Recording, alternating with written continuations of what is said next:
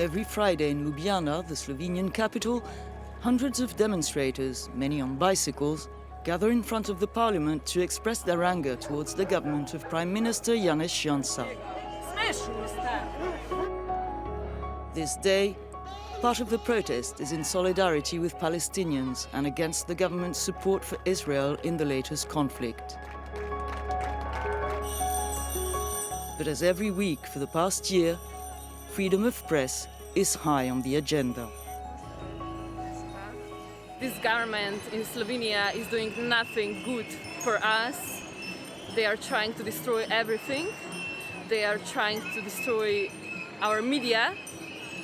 Me as a future journalist, I'm sad. I'm angry, I'm sad. This man is a famous investigative journalist. After questioning the legitimacy and management of the COVID-19 crisis unit set up by the government at the start of the pandemic, he was the subject of a violent smear campaign on social media. Hello, Valerie. An event that occurred after the government's crisis unit republished an anonymous tweet insulting the journalist. After that tweet, propaganda trumpets of Slovenian government started writing article about me, that I'm a deep state journalist, that I'm a liar, and I received dozens of threats, death threats. After an appeal from several international press freedom organizations, the European Commission asked the Slovenian government to ensure the journalists' safety. Almost all of those threats stopped immediately, like someone pressed the button off. What is a clear indication that someone pressed the button on the first time. This claim is directed at the ultra-conservative Slovenian Prime Minister himself. Since coming to power a year ago, he has lashed out at the media, which he accuses on the government website of holding a monopoly of lies. Nicknamed Marshal Twitto, the politician never misses a chance to single out on social media the journalists he disapproves of. One of the latest controversies is the suspension of state funds to the country's national press agency, the STA. A move that drew concern from the European Commission. The government says it's blocked the funds because it has not received the necessary supporting documents from the agency. STA management claims this is a lie. And without these funds, the editor-in-chief says the future of the agency is in jeopardy. This year is Slovenia's presidency of the European Council, and that also marks the 30th anniversary of the country's independence. Financial instability is threatening the implementation of some editorial projects and investment in the development of the agency itself. Several media, including some of the most vocal against the government, also lost state funding this year. They say it's an attempt to silence voices that don't conform to the government line. The Ministry of Culture in charge of the media rejects this. These representatives say the allocation of funds is based on the quality of the projects submitted and insist that no political strings are attached. This is a media tender. The media outlets have to compete to get funds from this tender. But during the previous governments, all of the media got something. An expert commission at the ministry decided that they want to do this in a more meritocratic way. What we are aiming is to facilitate the creation of content in order to assure plurality and different views on different topics.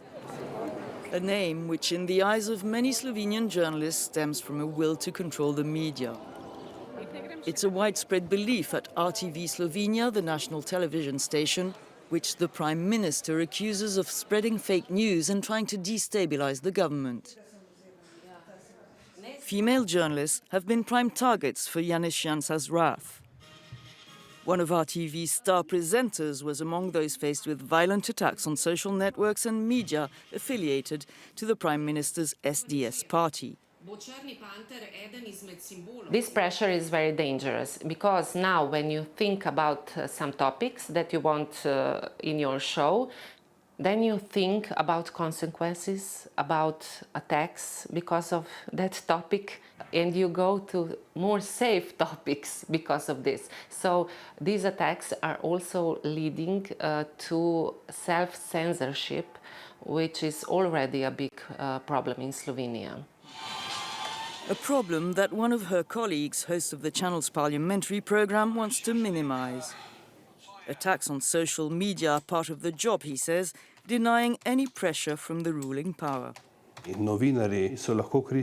Journalists can be critical, and they are also critical of current authorities. There are no obstacles to that, nor are there any consequences. There was pressure on journalists, but from the previous government. First of all, there was, and still is, a big problem of pressure on journalists from media owners. To counteract mainstream media, which the Prime Minister has labelled as leftist and anti-government, his allies have created their own networks. Some of these are funded by Hungarian investors allegedly close to Viktor Orbán. One such network, partially funded this way, is Nova 24 TV. Its editor-in-chief hosts a program called Who is Lying to You, launched at the start of the pandemic. It was unreal how a lot of fake news were and still are in our mainstream media. So what I do, I take manipulation or lie, and I show the other side, the true or where they are manipulating. The man left of the screen was recently one of the program's targets. He's known for a major investigation into a funding scandal within Janez Janša's party, allegedly involving one of his advisors. The journalist and his two colleagues at the media outlet Uncensored were hit by 39 defamation lawsuits from the suspect. Their aim is clear. They want to destroy us professionally and individually. They basically want us to shut down our office and stop working. This is their goal. We're not afraid. We will keep doing our job. And this is why they have a problem with us, because we don't want to be political propaganda for anyone. We just want to do our job freely because we live in a free democratic country. A few days later, tens of thousands of people took to the streets of Ljubljana to call once more for Janez Janša to leave office and for early elections to take place.